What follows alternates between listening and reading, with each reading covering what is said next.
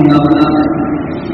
சலாத்தனும் கருணையும் சலாமின் மீதேற்றமும் எங்கள் தலைவர் முஹம்மது ஸல்லல்லாஹு அலைஹி வஸல்லம் அவர்கள் மீதும் அவர்களை பின்பற்றி வாழ்ந்த அன்னாரின் குடும்பத்தினர்கள் தோழர்கள் அனைவர்கள் மீதும் உண்டாவதாக.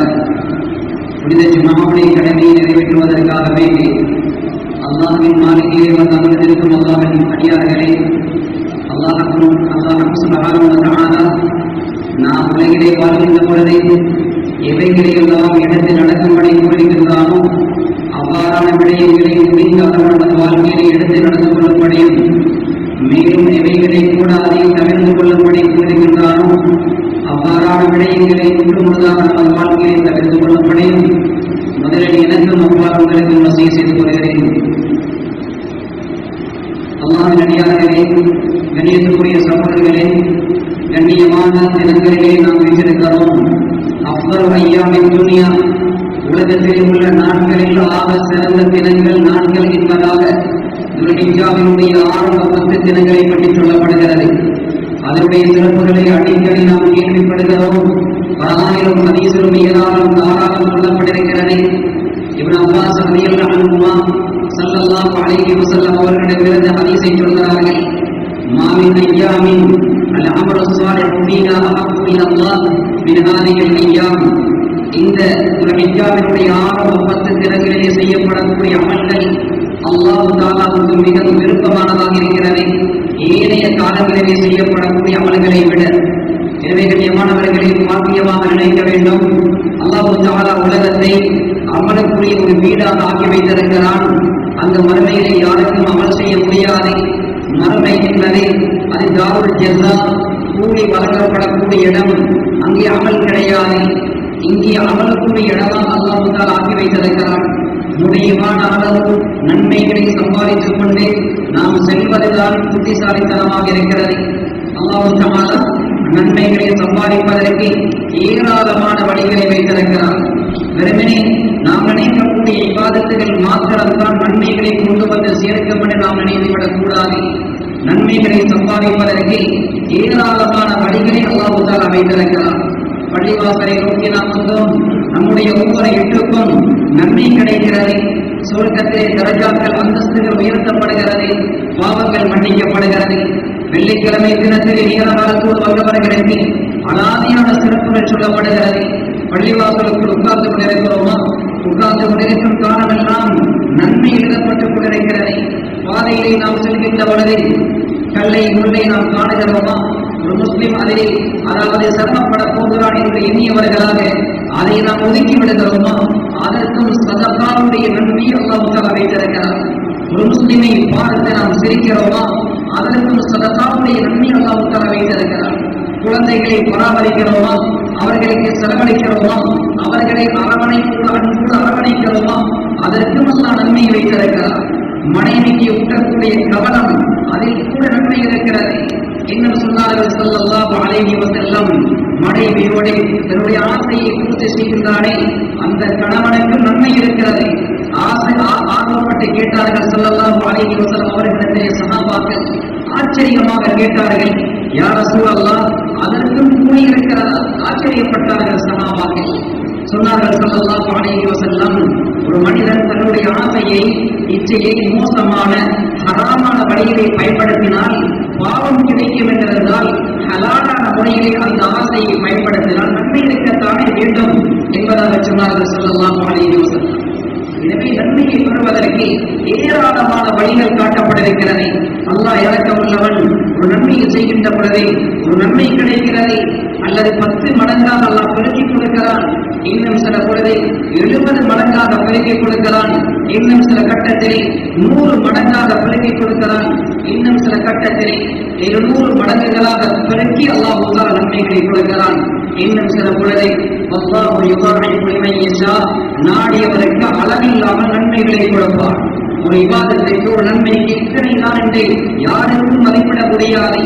இப்படியெல்லாம் அல்லாஹ் தஆலா நன்மைகளை கொடுக்கின்ற பொழுதே அதை எடுக்க தவறிவிட்டு கியாமத்தினாலே ஒரு மனிதன் ஒரு நன்மை போதாத சுவர்க்கத்துக்கு 2 நன்மை போதாத சுவர்க்கத்துக்கு என்று பிச்சை கேட்டு திரிகிறானா? அவனை விட துர்ப்பாக்கியவான் யாரும் இருக்க முடியாது. அவனை விட கை சேர்க்கக்கூடியவர்கள் எவரும் இருக்க முடியாது. நன்மைகளை சம்பாதிப்பதற்கு எத்தனையோ வழிகளில் அல்லா வைத்திருக்கிறான். அல்லா இறக்கமையவன். பாவங்கள் செய்கின்ற பொழுதே அந்த பாவத்திற்கு ஒரு பாவம் தான் எழுதப்படுகிறது. ஆனால் நன்மைகளாக கொடுக்கப்படுகின்ற பொழுதே பன்மடங்காக கொடுக்கப்படுகிறது. எடுக்க தவறை விடுகின்ற பொழுதே நாம் நஷ்டவாதிகளாக ஆகிவிடுவோம். எனவே கண்ணியமானவர்களே, அல்லாஹ் சில காலங்களை, நேரங்களை, இடங்களை, நன்மைகளை அதிகமாக சம்பாதிப்பதற்கெனவே வைத்திருக்கலாம். அந்த காலங்களிலே கொடுக்கப்படக்கூடிய நன்மைகள் அது அலாதியானது. ஏனைய காலங்களிலே அந்த காலத்திலே கொடுக்கப்படக்கூடிய அளவுக்கு நன்மையை பெற முடியாது. சில இடங்களை நன்மைக்குரியவைகளாகவே ஆக்கி வைத்திருக்கிறார். அந்த இடத்திலே செய்யப்படுகின்ற அமல்களுக்கு கொடுக்கப்படுகின்ற நன்மைகள் வேறு இடங்களிலே பெற முடியாத அளவுக்கு ஆக்கப்பட்டிருக்கிறது. எனவே கண்ணியமானவர்களே, நன்மைகளை சம்பாதிப்பதற்கு நாம் எச்சரிக்க வேண்டும், முயற்சிக்க வேண்டும். அப்படிப்பட்ட இந்த காலத்தை நாம் பார்த்து கொண்டிருக்கிறோம். இந்த துல்ஹிஜ்ஜாவினுடைய ஆரம்ப 10 தினங்கள் ஏன் இவ்வளவு சிறப்புக்குரியதாக ஆக்கப்பட்டிருக்கிறது? இப்னு ஹஜர் ரஹ்மத்துல்லாஹி அலைஹி அவர்கள் குறிப்பிடுகிறார்கள், உம்மஹாத்துல் இபாதா, இஸ்லாத்தினுடைய மிக முக்கியமான வணக்கங்கள் எல்லாமே இந்த காலத்திலே ஒன்று சேர்கிறது. ஏனைய காலங்களிலே இது போன்ற நிலையை எதிர்பார்க்க முடியாது. அப்படியானால் தொழுகை இந்த காலத்திலே நடைபெறுகிறது. அதே போன்றுதான் ஜகாத்து கொடுக்கக்கூடியவர்கள் அவர்களுக்கும் இந்த காலப்பகுதியிலே ஜகாத்தை நிறைவேற்றிக் கொள்ளலாம். அதே போன்றுதான் நோன்பு நோன்பதும் இந்த காலப்பகுதியிலே சுன்னத்தாக்கப்பட்ட விடயமாக காட்டப்பட்டிருக்கிறது. அதே போன்றுதான் ஹஜ்ஜுடைய அமல்கள், உம்ராவுடைய அமல்கள் நடைபெறக்கூடிய காலப்பகுதியாக இருக்கிறது. எனவே இந்த எல்லா அமல்களும் ஒரே காலத்திலே செய்யப்படுவதாக இருந்தால் இந்த தினங்களிலே தான் நடைபெறுகிறது. அதனால் இந்த தினங்கள் கண்ணியமானவைகள் என்ற விளக்கத்தை ஹாஃபிஸ் இப்னு ஹஜர் ரஹ்மத்துல்லாஹி அலைஹி அவர்கள் குறிப்பிடுகிறார்கள். எனவே கண்ணியமானவர்களே, இந்த சிறப்புகளை மனதில் கொண்டு நாமும் நன்மைகளை சம்பாதிப்பதற்கு ஆயத்தமாக வேண்டும். எனவே இந்த நாட்கள் சிறப்பாக ஆக்கப்பட்டிருப்பதற்கு யௌமுத் தர்பியா, ஹஜ்ஜுடைய அமல்கள் பெரும்பாலும் ஆரம்பிக்கப்படக்கூடிய நாள் துல்ஹிஜ்ஜாவினுடைய 3வது தினம் இந்த நாட்களுக்குள் தான் வருகிறது என்பதனால் இந்த காலங்கள் சிறப்புக்குரிய காலமாக ஆக்கப்பட்டிருக்கிறது. அன்று ஸல்லல்லாஹு அலைஹி வஸல்லம் அவர்கள் அந்த ஹஜ்ஜத்துல் வதாவிலே வைத்து ஹஜ்ஜுடைய அமல்களை காட்டினார்கள். ஆரம்பமான ஹஜ்ஜும் அதுதான், இறுதியான ஹஜ்ஜும் அதுதான். அந்த அமலை காட்டினார்கள். 8வது நாள் நபி அவர்கள் அடிக்கடி சொல்வார்கள், புது அன்னி மனாசிகக்கும், என்னிடமிருந்து ஹஜ்ஜுடைய பாடத்தை நன்றாக படித்துக் கொள்ளுங்கள்.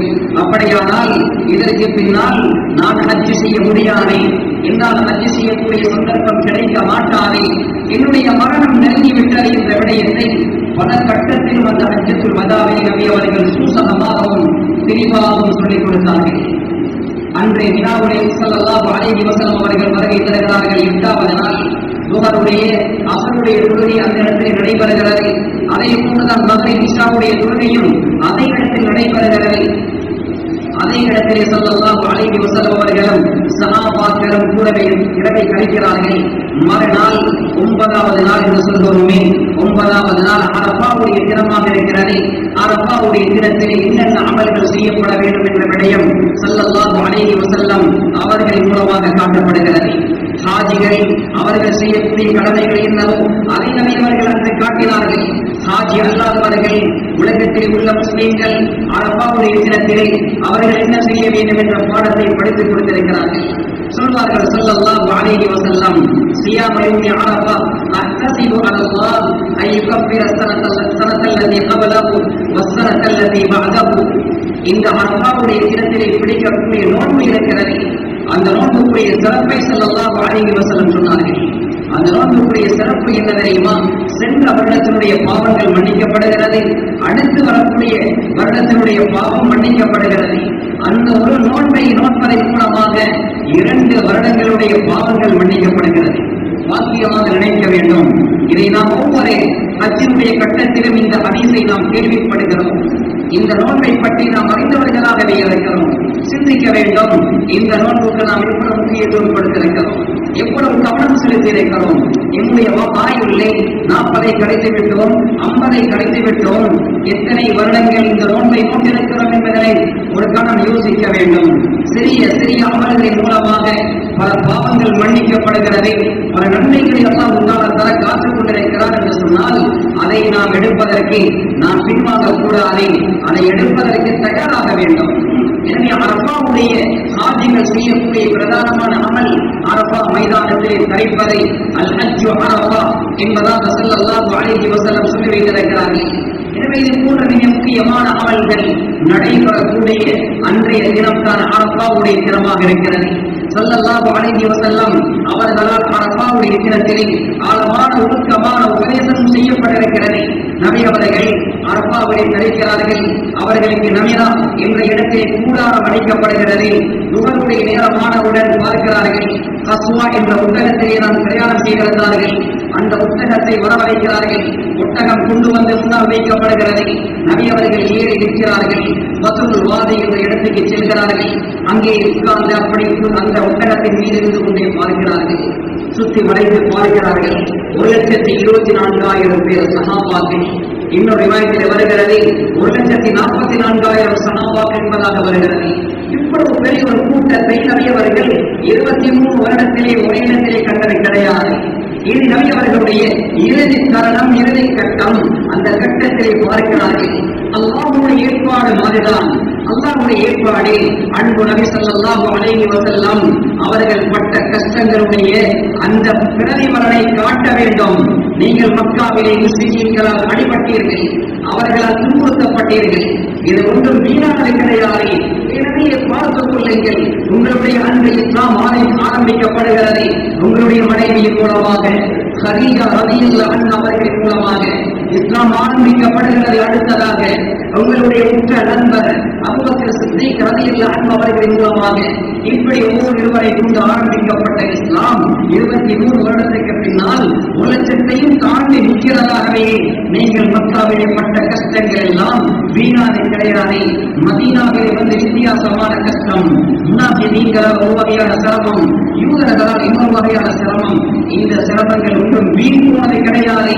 அதனுடைய அறுவடையை தான் நீங்கள் கண்டு கொண்டிருக்கிறீர்கள். எனவே நீங்கள் உலகத்திலே சந்தோஷப்பட வேண்டும் என்பதுதான் என்னுடைய விருப்பம் என்பதனை அல்லாஹ் தஆலா தெளிவுபடுத்துகிறார். நபி அவர்கள் ஆனந்த கண்ணீர் வடிக்கிறார்கள். ஸல்லல்லாஹு அலைஹி வஸல்லம் அவர்கள் பார்க்கிறார்கள்.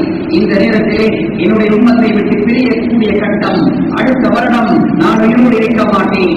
எனவே நான் மரண சாசனமாக என்னுடைய உம்மத்துக்கு ஏதாவது சொல்லித்தான் ஆக வேண்டும் என்று ஆசைப்படுகிறார்கள். உலகத்திலே சாதாரண மனிதர்களாக இருக்கக்கூடிய நாம் மரண தருவாயிலே இருந்தால் நாம் எதையாவது சொல்ல எத்தனைத்தால் கூட இருக்கக்கூடியவர்கள் என்ன சொல்ல போகிறார், என்ன சொல்கிறார் என்று நாம் அதை காது கொடுத்து கேட்போம்.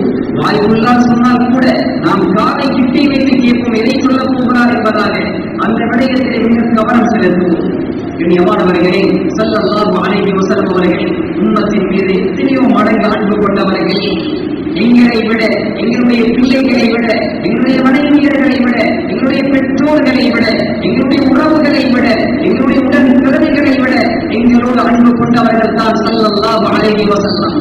அப்படி இருக்கின்ற பொழுதே நான் என்னுடைய இந்த உம்மத்தை விட்டு பிரிய போகிறேன் என்கின்ற தருணத்தை அறிந்திருந்தால் அவர்களுடைய மனம் எவ்வளவு துடித்திருக்கும், எதை சொல்ல வேண்டும், எப்படி சொல்ல வேண்டும் என்ற ஆசை கொண்டவர்களாக இருந்திருப்பார்கள் என்பதனை அல்லாஹ் மாத்திரமே அறிந்தவன். அதனுடைய வெளிப்பாடாக சில விடயங்களை ஸல்லல்லாஹு அலைஹி வஸல்லம் சொன்னார். ஐயோவன் நாஸ், மக்களை நன்றாக கேட்டுக்கொள்ளுங்கள். நான் சில விடயங்களை சொல்ல போகிறேன். நபி அவர்கள் சொல்லக்கூடிய அந்த விடயம் எல்லா மக்களுக்கும் கேட்க முடியாது. தூர இடங்களில் இருக்கிறார்கள்.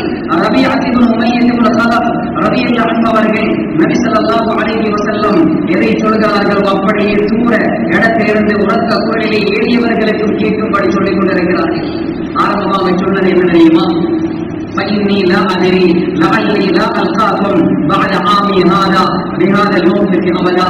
என்னுடைய உம்மத்தினர்களே, இதற்கு பின்னால் இந்த இடத்தில் என்னை காண முடியாது, அடுத்த வருடம் இந்த இடத்தில் என்னை காண முடியாது, அப்படியானால் நான் மரணித்து விடுவேன் என்ற மரண செய்தியை சொல்லி ஆரம்பிக்கிறார்கள். அந்த பிரசங்கத்தை ஆரம்பமாக சொல்கிறார்கள்.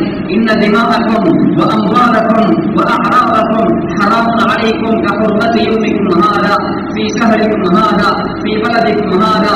சொன்னார்கள் ஸல்லல்லாஹு அலைஹி வஸல்லம், உங்களுடைய உயிர்கள் இருக்கிறதே கண்ணியமானவைகள், மானம் மரியாதைகள் இருக்கிறதே கண்ணியமானவைகள், அதே போல சொன்னார்கள் சொத்து செல்வங்கள் இருக்கிறதே கண்ணியமானவைகள். எப்படி கண்ணியமாக்கப்பட்டவைகள் தெரியுமா? இன்றைய தினம், இன்றைய அரபாவுடைய தினம் எவ்வளவு சிறப்புக்குரிய தினமாக இருக்கிறது. இந்த மாதம் துல்ஹிஜ்ஜாவுடைய மாதம் எவ்வளவு சிறப்புக்குரியதாக இருக்கிறது. அதே போன்றுதான் இந்த ஊர் அல்-பலதுல் ஹராம் மக்கா முக்கர்ரமா எவ்வளவு கண்ணியமான ஊராக இருக்கிறதோ இதே போன்று இந்த மூன்று விடயங்களும் கண்ணியமானவைகள். யாரும் இதை அநியாயம் செய்துவிடக் கூடாது. அடுத்தவர்களை கொலை செய்வது என்பதை பெரிய பாவம், அடுத்தவர்களுடைய மானத்தை போக்குவது என்பதை பெரிய பாவம், அடுத்தவர்களுடைய சொத்துக்களை சுரண்டுவது என்பதை பெரிய பாவம் என்பதை நபி அவர்கள் சுட்டிக்காட்டினார்கள். இதுவெல்லாம் ஏற்கனவே சொல்லி முடிக்கப்பட்ட விடயம்தான். குர்ஆனும் ஹதீஸும் சொல்லிவிட்டது. ஆனாலும் கடைசி நேரத்திலேயும் இந்த விடயத்தை ஞாபகம் ஊட்டுகிறார்களா? கவனத்திலே கொள்ள வேண்டிய விடயம் என்பதனை நாம் புரிந்து கொள்ள வேண்டும். தப்பி தவறியேனும் என்னுடைய கரத்தால் யாரும் கொலையாகிவிடக் கூடாது, கொலை செய்யப்பட்டு விடக்கூடாது. தப்பி தவறியேனும் எங்களுடைய நாமால், எங்களுடைய எழுத்துகளால், எங்களுடைய கருத்துகளால் பத்திரை சுதந்திரம், அதே போன்று அதாவது எழுத்து சுதந்திரம் என்று சொல்லிக்கொண்டு யாருடைய மானத்தையும் பங்கப்படுத்த முடியாது, யாருடைய மானத்தையும் கிழிக்க முடியாது. இது பயங்கரமான பாவம் என்பதனை ஸல்லல்லாஹு அலைஹி வஸல்லம் அவர்கள் சுட்டிக்காட்டியிருக்கிறார்கள். அடுத்தவர்களுடைய சொத்து என்று சொன்னால் அடுத்தவர்களுடையதுதான், அதை கொடுத்து ஆக வேண்டும். இன்று எத்தனையோ பிள்ளைகள் சொல்கிறார்கள், எங்களுக்கு வர வேண்டிய சொத்துக்கள் எல்லாம் எங்களுடைய பெரியப்பாவுடைய கையில் இருக்கிறது, சாச்சாவுடைய கையில் இருக்கிறது, மாமியுடைய கையில் இருக்கிறது. அப்படியானால் பாப்பாக்கு வர வேண்டிய சொத்துக்கள் எல்லாம் அவர்கள் பாப்பாவுடைய உறவுகள் அதை சுட்டிக் கொண்டு விட்டார்கள். இனியமானவர்களே, பெரும் பாவம். இதைத்தான் ஸல்லல்லாஹு அலைஹி வஸல்லம் அவர்கள் இறுதி நேரத்திலும் சுட்டிக்காட்டியிருக்கிறார்கள். கவனத்தில் கொள்ளப்பட வேண்டிய விடயம். சில பேப்பர் துண்டுகளை வைத்துக் கொண்டு சட்ட தண்டைகளை பிடித்துக் கொண்டு நாம் உலக நீதிமன்றங்களிலே இது எம்முடைய வீடு, எம்முடைய காணி, எம்முடைய கடை, எம்முடைய வாகனம் என்று வாதிட்டு சில பொழுது அநீதி நீதமாக தீர்ப்பு அளிக்கப்பட்டு விடலாம். நினைத்துவிடக் கூடாது கியாமத்திலும் அதுதான் நீதமாக இருக்கும் என்று. கியாமத்தினால் என்பதை அது நீதமான நாள், அது நீதமாகத்தான் நடக்கும். கண்ணியமானவர்களே, ஸல்லல்லாஹு அலைஹி வஸல்லம் அவர்கள் இன்னும் பல விடயங்களை அந்த இடத்திலே சுட்டிக்காட்டினார்கள். அப்படியாக உபதேசம் முடிகிறது. ஸல்லல்லாஹு அலைஹி வஸல்லம் அவர்கள் அந்த இடத்திலே லுஹருடைய தொழுகையை சேர்த்து, அஸருடைய தொழுகையை உட்படுத்தி லுஹருடைய தொழுகையுடன் சேர்த்து தொழுகிறார்கள். சூரியன் மறைந்தவுடன் முஸ்தலிஃபாவுக்கு செல்கிறார்கள். முஸ்தலிஃபாவிலே மக்ரிபையும் இஷாவையும் ஸல்லல்லாஹு அலைஹி வஸல்லம் அவர்கள் பிற்படுத்தி தொழுகிறார்கள். அந்த இடத்தில் இரவை கழிக்கிறார்கள். மறுநாள் பெருநாளுடைய தினம், 10வது நாள் பெருநாளுடைய தினம். அந்த தினத்தில் என்ன அமல்கள் செய்யப்பட வேண்டுமோ அந்த அமல்களை ஸல்லல்லாஹு அலைஹி வஸல்லம் அவர்கள் செய்ய ஆரம்பிக்கிறார்கள். சூரியன் உதயமாகுவதற்கு முன்னால் மீண்டும் ஸல்லல்லாஹு அலைஹி வஸல்லம் அவர்கள் வினாவுக்கு வருகிறார்கள். ஜப்ராக்களுக்கு கல்லறிகிறார்கள். பெருநாளுடைய தொழுகையை தொழுகிறார்கள். மன்ஹருக்கு செல்கிறார்கள். குர்பான் கொடுக்கக்கூடிய இடத்துக்கு செல்கிறார்கள். நபி அவர்களுடன் சுமார் 100 ஒட்டகங்கள் இருந்ததை 63 ஒட்டகங்களை தன்னுடைய முபாரக்கான கரத்தினால் அறுத்து விடுகிறார்கள். எஞ்சியுள்ள 100ஐ பூர்த்தி செய்வதற்கு எஞ்சியுள்ள அந்த ஒட்டகங்களை அலி ரலியல்லாஹு அன்ஹு அவர்கள் அறுத்து பணியிடுகிறார்கள். நியமானவர்களை படிக்க வேண்டிய பாடம் குர்பானுடைய பாடம். குர்பான் என்பதை மிக முக்கியமான அமல் என்பதனை புரிந்து கொள்ள வேண்டும். பழமை வாய்ந்த அமல் என்பதனை புரிந்து கொள்ள வேண்டும். அந்த அமல் எப்படி உருவாக்கப்பட்டது என்ற வரலாறை நாம் தெரிந்து கொள்ள வேண்டும். இப்ராஹிம் அலைஹிஸ்ஸலாம் அவர்களை அல்லாஹ் தெரிவு செய்தார். அத்தனை நபிமார்களுக்கு மத்தியிலும் அந்த குர்பானுடைய அமலை உயிர்ப்பிப்பதற்காக, அந்த குர்பானுடைய அமலை காட்டுவதற்காக கியாமத்து பரியந்தம், கியாமத்து வரைக்கும் அந்த அமல் நடைபெற வேண்டும் என்பதற்கு இப்ராஹிம் அலைஹிஸ்ஸலாம் அவர்களை அல்லாஹ் தஆலா தெரிவு செய்கிறார். இப்ராஹிம் அலைஹிஸ்ஸலாம் துஆ செய்கிறார்கள், ரப்பி ஹப்லி மினஸ் ஸாலிஹீன், யா அல்லாஹ் சாலிஹான குழந்தை எனக்கு வேண்டும், சாலிஹான குழந்தையை தந்துவிட என்று அந்த தள்ளாத வயதிலும் கேட்கிறார்கள், வயோதிகத்திலே கேட்கிறார்கள், 80 வயதையும் தாண்டிவிட்டதை அல்லாஹ் தஆலாவிடத்திலே கேட்கிறார்கள். அல்லாஹ் தஆலா அந்த துஆவை அங்கீகரிக்கிறார். படிக்க வேண்டிய பாடம், அல்லாஹ் தஆலாவிடத்திலே குழந்தைகளை கேட்க வேண்டும். எப்படி கேட்க வேண்டும்? சாலிஹான குழந்தைகளை கேட்க வேண்டும். நபி இப்ராஹிம் அலைஹிஸ்ஸலாம் அவர்கள் அப்படித்தான் கேட்டிருக்கிறார்கள். யா அல்லாஹ் குழந்தைகளை தந்துவிட என்று கேட்கவில்லை. நபி கேட்டால் சாலிஹான குழந்தையை தான் கொடுக்க வேண்டும் என்பது அல்லாஹ்க்கு தெரியும் தானே. அப்படி இருக்கத்தக்க ஏன் நபி சாலிஹான குழந்தை என்று அங்கே வரையறையிட்டு கேட்டார்கள். இது நமக்கு படித்து தரக்கூடிய பாடம் என்பதனை குர்ஆன் சொல்லித் தருகிறது. சாதாரண மக்கள் குழந்தைகள் சாலிஹானவர்களாக ஆக வேண்டும் என்பதற்கு அல்லாஹ்விடத்திலே பிரார்த்தனை செய்ய வேண்டும். நியமானவர்களே, அல்லாஹ் துஆவை அங்கீகரித்தான். ஃபபஷர்னாஹு பிகுலாமின் ஹலீம், அழகான குழந்தை, அதாவது சகிப்புத்தன்மையுடைய அந்த இஸ்மாயில் அலைஹிஸ்ஸலாம் அவர்களை அல்லாஹ் தஆலா கொடுத்தார். அன்போடு ஆதரவோடு அந்த குழந்தைகளை கணவன் மனைவி பராமரிக்கிறார்கள். பெரிய நீண்ட நெடிய சம்பவம் கண்ணியமானவர்களே. அதற்கு பின்னால் அந்த குழந்தை வளர்ந்து வருகிறது. அந்த குழந்தை தனியாக அந்த குழந்தையுடைய வேலைகளை செய்ய ஆரம்பிக்கிறது. தந்தையுடன் கூடவே செல்வதற்கு, தந்தைக்கு துணையாக காரியங்களை செய்வதற்கு ஆரம்பிக்கிறது. அல்லாஹ்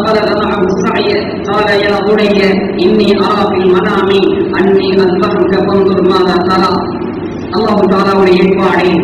அல்லாஹ் தஆலா இப்ராஹிம் அலைஹிஸ்ஸலாம் அவர்களுக்கு கனவுகளை காட்டுகிறான். உங்களுடைய குழந்தையை அறுத்து பலியிட வேண்டும். நபிமார்கள் காணக்கூடிய கனவு அது வகையாகத்தான் இருக்கும். அதில் இரண்டாவது கருத்து இல்லை. ஏனென்றால் நபிமார்கள் அவருடைய கண்கள் தான் தூங்கிக் கொண்டிருக்குமே தவிர அவருடைய உள்ளங்கள் தூங்க மாட்டார்கள். ஸல்லல்லாஹு அலைஹி வஸல்லம் சொல்லியிருக்கிறார்கள். அதனால் அவர்களுக்கு கடமையை காட்டப்படக்கூடிய விடயம் அது வகையுடைய ஒரு அமைப்பாக, வகையுடைய ஒரு வகையாக கொடுக்கப்படுகிறது. ஒரு தடவை காணுகிறார்கள், இரண்டாவது நாளும் அதே கனவை காணுகிறார்கள், மூன்றாவது நாளும் அதே கனவை காணுகிறார்கள். இது சீத்தானுடைய ஊசலாட்டமாக இருக்க முடியாது. முடிவுக்கு வருகிறார்கள், இது வகையாகத்தான் இருக்க வேண்டும். ஏனென்றால் ஏன் 3 நாளாக களமாறினார்கள்? மனிதனை அறுத்து பலியிடுவது என்பதை அன்று வரைக்கும் அறிமுகமான ஒரு விடயமாக இருக்கவில்லை. அதனால் அல்லாஹ் தஆலா இப்படி ஏவமாட்டாரே என்ற விடயம் தான் அவருடைய உள்ளத்தில் இருந்தது. 3 நாளைக்கு பின்னால் முடிவெடுக்கிறார்கள், இது அல்லாஹ்வுடைய உத்தரவுதான், இதை நான் செய்துதான் ஆக வேண்டும் என்ற முடிவுக்கு வருகிறார்கள். அந்த குழந்தை, அன்பான குழந்தை அணுகி பேசுகிறார்கள். என்னுடைய அருமையான மகனே, இந்த ஒவ்வொரு வார்த்தைகளும் குர்ஆன் சொல்லக்கூடிய ஒவ்வொரு வார்த்தைகளையும் பல படிப்பினைகளை நாம் தர வைத்திருக்கிறார். சொல்லுகிறார்கள், என்னுடைய அருமையான மகனே, உன்னை நான் அறுக்க வேண்டும் என்பது அல்லாஹ்வுடைய உத்தரவு. எனவே உன்னுடைய அபிப்பிராயம் என்ன என்பதாக கேட்கிறார்கள். அந்த நேரத்தில் யார் உணைய அளவு தெரிந்தவர்களுக்கு தெரியும், அருமையான மகனை என்ற வார்த்தையை பயன்படுத்தினால் அந்த பிள்ளையுடைய அன்பு உள்ளத்திலே எவ்வளவு நிறைந்திருக்கிறது என்பதனை புரிந்து கொள்ள வேண்டும். ஆனாலும் அல்லாஹ் சொல்லிவிட்டாலே அறுக்க வேண்டும் என்று பிள்ளைகள் நேசத்துக்குரியவர்கள் தான் அல்லாஹ்வுடைய கட்டளை நிறைவேற்றித்தாக வேண்டும். எனக்கு விருப்பம், என்னுடைய வெறுப்பு, அதை பார்க்க முடியாது. அல்லாஹ்வுடைய கட்டளைகளுக்கு முன்னால் முடிவெடுக்கிறார்கள். அன்பு குழந்தை தான், கேட்டு மன்றாடி கிடைத்த குழந்தை தான், அல்லாஹ்வுடைய உத்தரவு வருகிறது, அறுக்கும்படி அறுத்தே ஆக வேண்டும் என்ற முடிவுக்கு வருகிறார்கள். குழந்தைகளிடம் சொல்லுவோமே, கேட்கிறார்கள், அல்லாஹ்வுடைய உத்தரவு வந்துவிட்டது, அறுக்கும்படி உங்களுடைய அபிப்பிராயம் என்ன? அபிப்பிராயம் கேட்பதல்ல அந்த இடத்திலே அர்த்தம். அப்படியானால் இது இஸ்மாயில் அலைஹிஸ்ஸலாம் அவர்கள் சொல்லிவிட்டால் என்னை அறுக்க வேண்டாம் என்று சொல்லிவிட்டால் விட்டு விடுவார்களா? இல்லை. அதனுடைய தஃசீர் எப்படி செய்யப்படுகிறது தெரியுமா? இப்ராஹிம் அலைஹிஸ்ஸலாமுடைய குடும்பத்தினுடைய வரலாறு எங்களுக்கு தெரியும். ஈமானியத்தான குடும்பம், தீனோடு வளர்ந்த குடும்பம், தீனுக்காக வேண்டி தியாகம் செய்த குடும்பம். அந்த குடும்பத்திலே பிறந்த குழந்தைதான் இந்த இஸ்மாயில் அலைஹிஸ்ஸலாம். நான் கொடுத்த, என்னுடைய மனைவியின் மூலமாக கொடுக்கப்பட்ட அந்த தர்பியத்திலே பிள்ளை வளர்ந்திருக்கிறதா என்பதை பார்க்க வேண்டும். அல்லாஹ்வுடைய கட்டளை வந்திருக்கிறது. அல்லாஹ்வுடைய கட்டளையை நிறைவேற்றுவதற்கு என்னுடைய குழந்தை எனக்கு துணையாக இருக்க போகிறதா என்பதை பார்க்க வேண்டும் என்பதற்காக மகனே, உன்னுடைய அபிப்பிராயம் என்ன? அதைத்தான் கேட்டார்கள். என்னுடைய குழந்தை மாற்றுவதில் சொல்ல மாட்டார் என்பது நிச்சயம் தெரியும். ஏனென்றால் அதை கேட்ட பக்குவம் அந்த பிள்ளைக்கு கொடுக்கப்பட்டிருக்கிறது. அதை பார்த்து சந்தோஷப்படுவதுதான் இப்ராஹிம் அலைஹிஸ்ஸலாம் அவர்களுடைய நோக்கமாக இருந்தது. அந்த நேரத்திலே குழந்தை என்ன சொல்கிறது தெரியுமா? யா அபதி, யா அபதி என்ற வார்த்தையினுடைய அர்த்தத்தை அரபியத்தில் தெரிந்தவர்களுக்கு தெரியும். என்னுடைய ஆளுமையான தந்தையே என்று பேசுகிறது. மாப்பா சொல்கிறார், மகனை உன்னை அழைக்கப் போகிறது. மகன் எப்படி பேச வேண்டும்? அந்த நேரத்தில் மகன் இப்படி பேசுகிறார் தெரியுமா? என்னுடைய அருமையான இரக்கமான தந்தையே, உங்களுக்கு என்ன ஏவப்படுகிறதோ செய்து விடுங்கள். அந்த பிள்ளைக்கு தெரியும், என்னுடைய வாப்பா என்னுடைய இவ்வளவு இறக்கம் என்பது தெரியும். ஆனாலும் அல்லாஹ்வுடைய உத்தரவை என்னுடைய வாப்பா செய்தாக வேண்டும். அவ்வாறு செய்வதற்கு நாம் இடம் கொடுக்கவில்லையானால் என்னுடைய வாப்பா அல்லாஹ்விடத்தில் குற்றவாளியாக ஆகிவிடுவார் என்ற அந்த குற்ற உணர்வை பெரிதாக உள்ளத்தில் எடுத்து அதை சாதாரணமாக தன்னுடைய உயிரை குற்றமாக மதித்து தந்தையை என்னை அறுத்து விடுங்கள் என்பதாக அந்த குழந்தை பேசுகிறதா? அவர்களை பக்குவமான அந்த சூழலிலே வளர்ந்த குழந்தை அதை தவிர வேற எந்த பதிலும் வர முடியாது. தொடர்ந்து சொல்கிறது, சத்தரினுடைய இன்ஷா அல்லாஹ் மினஸ் சாபிரீன், பொறுமையாளர்களுக்கு நீங்கள் என்னை கண்டுகொள்வீர்கள். கண்ணியமானவர்களே, அவ்வாறே முடிவெடுக்கப்படுகிறது. மனைவியிடம் சொல்ல வேண்டும் இப்பொழுது மனைவியிடம் போய் சொல்கிறார்கள் என்ன செய்ய? அல்லாஹ்வுடைய உத்தரவு. மனைவிக்கு எவ்வளவு குழந்தை பாசம் இருக்கும். குழந்தை பாசம் என்பதை பெரும்பாலும் குழந்தைகளை பெற்றெடுத்தவர்களுக்கு தான் தெரியும். அதிலும் குறிப்பாக தாய்மார்கள் குழந்தைகளோடு எவ்வளவு அன்பாக ஆதரவாக இருப்பார்கள். அந்த இப்ராஹிம் அலைஹிஸ்ஸலாம் முடிவெடுக்கிறார்கள், மனைவியிடம் சொல்ல வேண்டும். மனைவி தடுக்க மாட்டார், ஏனென்றால் அவரும் பக்குவமான மனைவிதான். அவர்களும் தீனுடைய ஈமானிற்கான சூழலில் வளர்ந்த அந்த பெண்மணிதான் சொல்கிறார்கள். அந்த பெண்மணியும் அதை சகித்துக் கொள்கிறார்கள். அல்லாஹ்வுடைய கட்டளை அல்லவா, என்னுடைய கணவன் அல்லாஹ்வுடைய கட்டளையை செய்வதற்கு நான் தடையாக இருந்துவிடக் கூடாது, பிள்ளையை அறுக்கக் கூடாது என்று நான் தடுத்து விட்டால் என்னுடைய கணவன் அல்லாஹ்வுடைய பிடியில் சிக்கிவிடுவார். இமாம்களை மனைவிமார்களை தீனுக்கு தூதுவானவர்களாக, நம்முடைய மார்க்கத்துக்கு தூதுவானவர்களாக, நாம் பின்பற்றுகின்ற தீனுக்கு ஆதரவு தெரிவிக்கக்கூடியவர்களாக இருக்க வேண்டும் என்ற பாடம் ஒவ்வொரு விடயத்திலும் புகட்டப்படுகிறது. குழந்தைகளிடத்தில் அது எதிர்பார்க்கப்பட வேண்டும். அந்த பெண்மணி நேரம் வருகிறது, அதாவது அந்த பிள்ளையை குர்பான் கொடுக்க வேண்டிய நேரம் வருகிறது. யமானவர்கள் சரித்திரத்தில் எழுதப்படுகிறது. அந்த பெண்மணி என்ன செய்கிறார்கள் தெரியுமா? அழகாக உடுத்தாட்டுகிறார்கள், வெள்ளை நிற ஆடை உடுத்தாட்டுகிறார்கள். குறிப்பாட்டியதற்கு பின்னால் நறுமணத்தை பூசி தந்தையோடு வழியெடுத்து வைக்கிறார்கள். மண் அறைக்கு செல்ல வேண்டும் அறுப்பதற்கு. யமானவர்களே, ஒரு பிள்ளையை தாய் தயாரிக்கிறார், அலங்கரிக்கிறார். எதற்கு? ஷாப்பிங் செய்வதற்கு, வினோத பயணங்களுக்காக வேண்டி. ஆனால் இங்கே குழந்தை அழுத்தப்படுவதற்காக வேண்டி தயார் செய்து கொடுக்கப்படுகின்ற பொழுது அந்த தாயுடைய உள்ளம் எவ்வளவு தத்தளித்திருக்கும், அந்த தாயுடைய உள்ளம் எவ்வளவு அழுதிருக்கும், நொந்திருக்கும். ஆனாலும் அவர்களுக்கு முன்னால் இருந்தது ஒரே ஒரு விடயம், அல்லாஹ்வுடைய கட்டளை செய்தாக வேண்டும். குழந்தையை கைவிட்டால் படித்து அந்த தந்தை கூட்டி போகின்ற பொழுது எவ்வளவு உணர்வுகளை எடுத்து பாருங்கள். எங்களுடைய சின்ன பிள்ளையை பஜாருக்கு, கடை தெருவுக்கு நாம் கூட்டி செல்கின்ற பொழுது அந்த குழந்தைக்கு எவ்வளவு ஆனந்தம் இருக்கும், எவ்வளவு சந்தோஷம் இருக்கும். ஆனால் இங்கே கூட்டி செல்வது எதற்கு? அங்கே அவர்களுக்கு இன்பத்தை காட்டுவதற்கல்ல, அவர்களை அடுத்து பணியிடுவதற்கு. அதோடு அவர்கள் கைவிட்டால் பிடித்து கூட்டி செல்லப்படுகிறார்கள், மண்ஹரைக்கு செல்லப்படுகிறது. அந்த மண்ஹரை வந்து அடைந்ததும் அந்த குழந்தை பேசுகிறது. அந்த குழந்தை பேசுகிறது. குர்ஆன் சொல்கிறது, பலமா அஸ்லமா வதல்லா, அதாவது குர்ஆன் சொல்கிறது அவர்கள் இருவருமே அல்லாஹ்வுக்கு வழிபட்டார்கள். அந்த நேரத்தில் வதல்லாஹுல் ஜபீல், முகம் குப்புற வளர்த்தாட்டினார்கள். அப்படியானால் குழந்தை சொல்கிறது, என்னுடைய அருமையான தந்தையே, நீங்கள் இந்த கடமையை முழுமையாக நிறைவேற்ற வேண்டும்.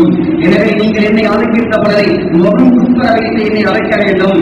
ஏனென்றால் நீங்கள் நல்லாக்க வைத்து அழைத்து விட்டால் என்னுடைய முகத்தை பார்க்கின்ற பொழுது உங்களுக்கு இரக்கம் வந்து அழைக்காமல் விட்டு விடுவீர்கள். நீங்கள் அல்லாஹ்விடத்தில் குற்றவாளியாக ஆகிவிடுவீர்கள். எனவே அந்த இரக்க சிந்தனை ஏற்படாமல் இருப்பதற்கு நல்லாக்க பலதாவதை குப்புற வைத்து என்னை அழைங்கள் என்பதாக சொல்கிறது. மீண்டும் அந்த குழந்தை பேசுகிறது. பொறுத்துணியிலே வரக்கூடிய ரிவாயத்தில் வைப்பீர்களெல்லாம் அந்த குழந்தை சொல்கிறது, என்னுடைய அருமையான தந்தையை, என்னை நீங்கள் அழைக்கும் போதே உங்களுடைய கத்தியை நன்றாக தீட்டிக் கொள்ளுங்கள். நீங்கள் முட்டையார கத்தியினால் அழைக்கின்ற பொழுது அந்த சிரமம் வழி எனக்கு ஏற்படும். அதையும் அந்த குழந்தை பேசுகின்ற பொழுது அந்த தந்தையுடைய உள்ளம் எப்படி இருந்திருக்கும் தெரியுமானவர்களே. மீண்டும் அந்த குழந்தை பேசுகிறது, அருமையான தந்தையை, உங்களுடைய வேட்டியை கொஞ்சம் உயர்த்தி கட்டிக் கொள்ளுங்கள். என்னை அழைக்கின்ற பொழுது ரத்தம் உங்களுடைய ஆடையை படக்கூடாது. அந்த ரத்தம் தோய்ந்த ஆடையோடு நீங்க வீட்டுக்கு சென்றால் என்னுடைய தாய் அதை கண்டு மகனுடைய ரத்தம் அல்லவா என்று கவலைப்படுவார்கள். எனவே அந்த ரத்தம் ஆடையை திரிபடாமல் இருப்பதற்கு உயர்த்தி கட்டிக் கொள்ளுங்கள் என்ற இது போன்ற பல விடயங்களை அந்த குழந்தை பேசுகிறது. இந்த வார்த்தைகளை ஒரு தந்தையால் சுமக்க முடியுமா என்பதனை குழந்தைகளை பெற்றவர்களுக்கு தெரியும். ஆனால் உறுதியானவர்களாக இருந்தார்கள். அல்லாஹ்வுடைய கட்டளை இருக்கின்ற பொழுது என்னுடைய வீடும் கிடையாது, என்னுடைய மனைவியும் பெரிது கிடையாது, என்னுடைய பிள்ளை, என்னுடைய கடை, என்னுடைய வாகனம், என்னுடைய சொத்து எதுவும் பெரிது கிடையாது, அல்லாஹ்வுடைய கட்டளை தான் பெரிது என்ற பாடம் இங்கே புகட்டப்படுகிறது. அறுக்கிறார்கள். அந்த இடத்திலே தான் இப்ராஹிம் அலைஹிஸ்ஸலாம் அவர்களுக்கு நற்செய்தியை சொல்கிறான். இப்ராஹிமே, நிறுத்துங்கள், போதும். கத்தியால் நீங்கள் அறுக்கிறீர்களா? அறுப்படுவதில்லை, கருத்தை அறுக்கவில்லை கத்தி. அந்த நேரத்தில் இப்ராஹிம் அலைஹிஸ்ஸலாம் அவர்களுக்கு ஒரு பக்கமாக கவலை, மகனை அறுக்கவில்லை என்பதாக, மறுபக்க கவலை, அறுபடவில்லையே, அல்லாஹ்வுடைய கடமையை நான் நிறைவேற்ற முடியவில்லை என்ற அந்த கவலை. அல்லாஹ் தஆலா அப்பொழுதுதான் பேசுகிறான், இப்ராஹிமே, போதும், நிறுத்திவிடுங்கள். உங்களுடைய குழந்தை அறுத்து பணியிட வேண்டும் என்பதல்ல எங்களுடைய ஆர்வம். நாம் சொன்னதை நீங்கள் செய்கிறீர்களா? அந்த கடைசி தருணம் வரைக்கும் நீங்கள் முயற்சித்தீர்களா? நீங்கள் செய்துவிட்டீர்கள். அந்த பணியை நீங்கள் நிறைவேற்றி விட்டீர்கள், உங்களுக்கு கொடுக்கப்பட்ட ஏவலை நீங்கள் செய்து விட்டீர்கள், இப்ராஹிமே நிறுத்திவிடுங்கள். அதையும் அல்லாஹ் செம்மறியாட்டை கொடுத்து இந்த ஆட்டை நீங்கள் குர்பான் கொடுங்கள் என்ற அந்த குர்பானுடைய சட்டம் அங்கிருந்து காட்டப்படுகிறது. அந்த ஆயத்தை அந்த பகுதிகளை எப்படி முடிக்கிறான் தெரியுமா? அதாவது இதுதான் ஆகப்பெரிய சோதனை என்பதாக இப்ராஹிம் அலைஹிஸ்ஸலாம் அவர்களுக்கு வந்த சோதனையிலே ஆகப்பெரிய சோதனை இதுதான். இப்ராஹிம் அலைஹிஸ்ஸலாம் நெருப்பில் கூட போடப்பட்டிருக்கிறார்கள், அது கூட சோதனை கிடையாது. அல்லாஹ் சொல்கிறான், ஆகப்பெரிய சோதனை உங்களுடைய மகனை உங்களுடைய கரத்தால் அறுக்க வேண்டும் என்பதை. ஆள் போட்டு அறுப்பதாக இருந்தால் கூட பிரச்சனை இல்லை, யாரிடமாவது கத்தியை கொடுத்து உழைத்து நின்று கொள்ளலாம். ஆனால் அல்லாஹ்வுடைய உத்தரவை உங்களுடைய மகனை உங்களுடைய கரத்தால் தான் அறுக்க வேண்டும். எவ்வளவு பெரிய சோதனை கண்ணியமானவர்களை வெற்றி பெற்றார்கள். இன்று வரைக்கும் இப்ராஹிம் அலைஹிஸ்ஸலாம் அவர்கள் பேசப்படுகிறார்களா? ஹஜ்ஜுடைய உம்ராவுடைய எல்லா அமல்களுமே இப்ராஹிம் அலைஹிஸ்ஸலாம் அவர்களுடைய தியாகம், அவருடைய குடும்பத்தினுடைய தியாகத்தை தான் வெளிக்காட்டுகிறது. கண்ணியமானவர்களே, இந்த ஐயாவுடைய இந்த சிறப்பான இந்த அமலுடைய பாக்கியத்தை நாம் பெற வேண்டும். இது மிக சிறந்த ஒரு அமல். அந்நியவர்கள் பேசுவதை போது பேசக்கூடாது. ஹஜ்ஜுடைய காலம் வந்தால் இத்தனை ஒட்டகங்களை அழைக்கிறார்கள், இத்தனை ஆடு மாடுகளை அழைக்கிறார்கள், அடைந்து போகிறது, அந்த பணத்தை எடுத்து ஏழைகளுக்கு கொடுத்து விடலாமே. யமானவர்களை பேசுவதற்கு அழகான வார்த்தை தான். அமல் என்று எப்படி காட்டப்படுகிறதோ அந்த விதத்திலேதான் அந்த அமலை நாம் செய்தாக வேண்டும். யமானவர்களே, ஒரு ஐயா என்றால் ஆடு மாடு ஒட்டகம் இவைகள் கொடுக்கப்பட வேண்டும். அல்லாஹ்வுடைய ஏற்பாட்டிலே என்ன இருக்கிறது தெரியுமா? அதனுடைய இனப்பெருக்கத்தையும் அதிகமாகத்தான் வைத்திருக்கிறார். கண்ணியமானவர்களே, எத்தனை பிராணிகள் சாப்பிட முடியும் என்ற அனுமதி நமக்கு இருந்தாலும் கூட உதவியா என்பதை இந்த 3 பிராணிகளிலே மாத்திரம்தான். அப்படியானால் அந்த 3 பிராணிகளுடைய அதாவது இனப்பெருக்கத்தையும் அல்லாஹ் அதிகமாகத்தான் வைத்திருக்கிறார். சரித்திரத்திலே கேள்விப்பட்டிருக்கிறோமா? அரபு நாடுகளிலே ஒட்டகங்களை எல்லாம் அறுத்து உதவியாவுக்காக வேண்டி முடித்து விட்டார்கள். ஒட்டக இனம் அழிந்து போகிறது என்ற சரித்திரத்தை எப்பொழுதாவது கேள்விப்பட்டிருக்கிறோமா? ஆடு மாடுகளை அறுத்து இவர்கள் உதவியா கொடுத்து முடித்து விட்டார்கள். எத்தனை லட்சம் கோடிக்கணக்கானவைகள் பிராணிகள் ஹஜ்ஜுடைய காலங்களில் அழைக்கப்படுகிறது உலகத்திலும் எங்காவது கேள்விப்படுகிறோமா? படைத்தவன் சொல்கிறான், நான் தான் படைத்தவன், என்னுடைய பெயரை சொல்லி அருங்கள், என்னுடைய பெயரை சொல்லி சாப்பிடுங்கள். இதுதான் எங்களுக்கு சொல்லக்கூடிய உத்தரவு. அதை நீக்கி நாம் எதையும் யோசிக்க வேண்டிய அவசியம் கிடையாது.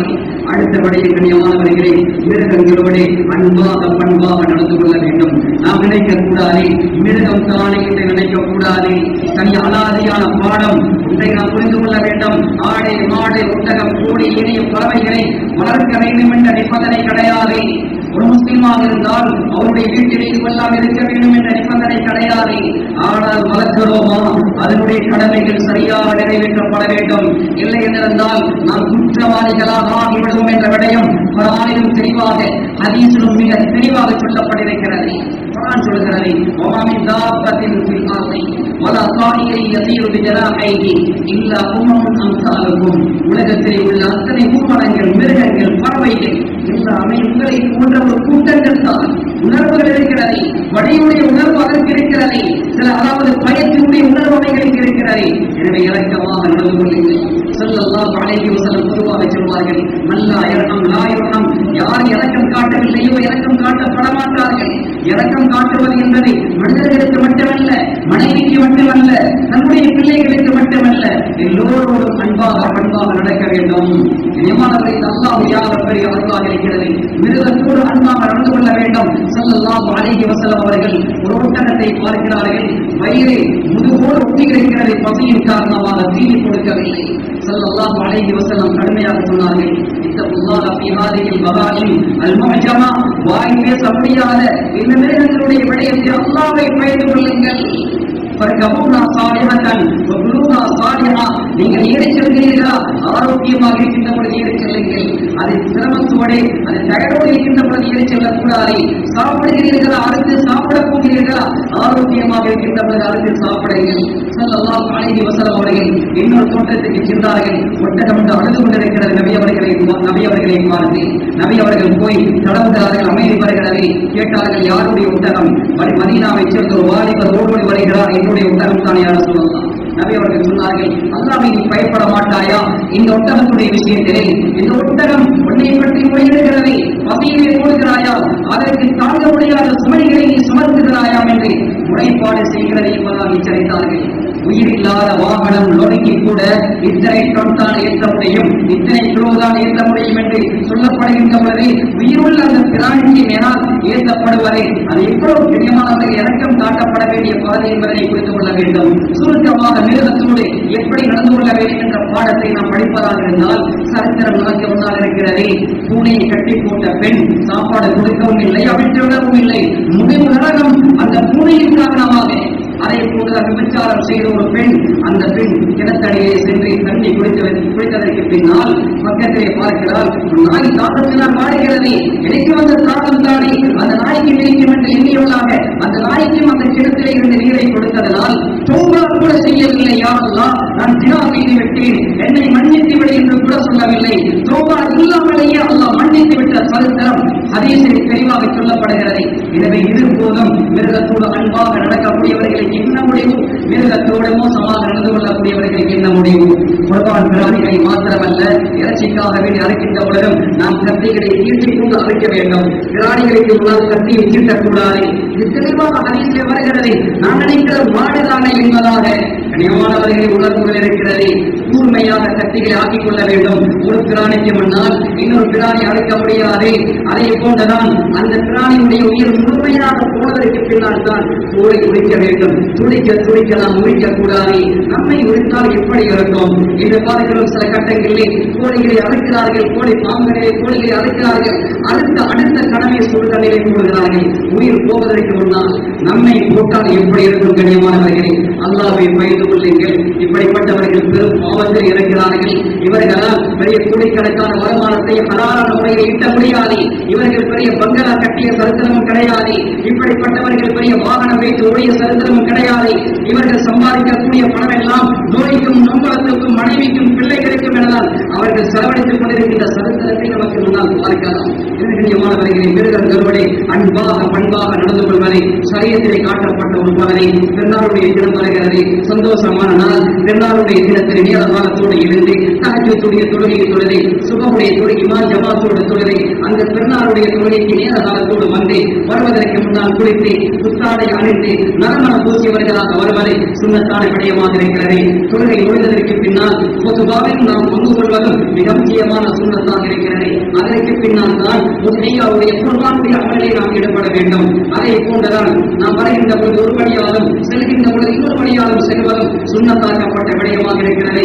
ஹஜ்ஜு பெருநாள் என்பதால் தொழுகைக்கு வருகின்ற பொழுது நாம் சாப்பிடாமல் வந்து தொழுகைவிட்டு போய் சாப்பிடுவதுதான் சிறந்த ஒரு சுண்ணத்தான காரியமாக காட்டப்பட்டிருக்கிறது. பெருநாளுடைய தினம் அதாவது தொழுகை முடிந்ததற்கு பின்னால் உறவுகளை சந்திப்போம், பெற்றார்களை சந்திப்போம், கண்ணியமானவர்களை உடன் பிறவிகளை சந்திப்போம். யாருடன் நாம் கோபதாகவும் இருக்கக்கூடாது. 1000 வருடம் வாழ்வதற்கு வந்தவர்கள் அல்ல. சிறிய சிறிய பிரச்சனைகளை கடைக்கு மேல் வைத்துக் கொண்டு நாம் கண்ணியமானவர்களை ஆரவாரம் காட்டக்கூடாது. மன்னிக்க வேண்டும், மன்னிப்பு கேட்க வேண்டும், மன்னிப்பு கொடுக்க பழக வேண்டும். பெருநாளுடைய தினம் இதற்குரிய தினம். பெற்றார்களுடைய யாரும் கோபத்தோடு இருக்கக்கூடாது. உடன் பிறவிகளோடு யாரும் கோபத்தோடு இருக்கக்கூடாது. அக்கம் பக்கத்து வீட்டுக்காரர்களோடு யாரும் மனஸ்தாபப்பட்டுக் கொண்டிருக்கக்கூடாது. கண்ணியமான ஆடைகளை புதிதாக்கிறோம், வீடுகளை புதிதாக்கிறோம். பெருநாளுடைய தினம் என்பதை எதை புதிதாக்க வேண்டும்? எங்களுடைய உள்ளத்தை புதிதாக்க வேண்டும், எங்களுடைய நீயத்தை புதிதாக்க வேண்டும், புதிய வாழ்க்கையை ஆரம்பிக்க வேண்டும் என்ற ஒரு முடிவை எடுக்கக்கூடிய நாள் தான் பெருநாளுடைய தினம். இந்த விடயங்களில் பேசப்பட்டதோ அந்த விடயங்களை வாழ்க்கையை கடைபிடிக்கக்கூடிய பாக்கியத்தை நம் அனைவருக்கும் நசீபாக்குவாயாக. யாரும் அவனை மன்னிப்பாயாக. அறிந்தோ அறியாமல் தெரிந்தோ தெரியாமல் செய்த முறையில் மன்னிப்பாயாக. நல்லவர்களாக வாழ்ந்தே நல்லவர்களாக மரணிக்கக்கூடிய நல்லவர்களுடைய கூட்டத்திலே நம் அனைவரையும் சேர்த்து முடிவாயாக. யாரும் என்னுடைய பெற்றார்கள், உற்சாகவார்கள், மனைவர்கள், குழந்தைகள் அனைவருடைய பாவனை மனிதர்கள் முடிவாயாக. உலகெங்கிலும் அமைதி நடத்துவாயாக. வாக்கு அவ்வானா அல்ஹம்துலில்லாஹி ரப்பில் ஆலமீன். அல்ஹம்துலில்லாஹி வஹ்தஹு والصلاة والسلام على من لا نبي بعده ونشهد أن لا إله إلا الله وحده لا شريك له في الأرض والأرض ونشهد أن سيدنا مولانا محمدا عبده ورسوله المبعوث إلى الأسود والأحمر المنعوت بسر صدر والرفع بك وصلى الله على محمد وعلى آله وصحبه الذين